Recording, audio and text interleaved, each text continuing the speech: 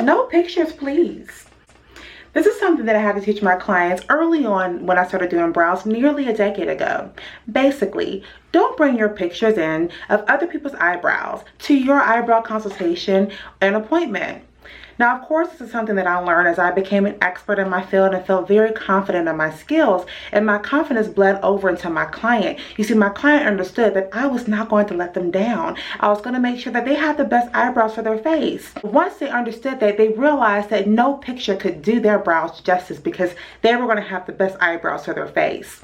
This is a tip that I definitely want to share and teach at my Look and Learn, and I will. That Look and Learn will be on Sunday, March 18th, and make sure you grab your tickets in the description bar below because you don't want to miss this. You will learn this tip along with many other tips, but this tip is important because it allows you to transfer your confidence to your clients, and it teaches you how to professionally tell your client to ditch the pic.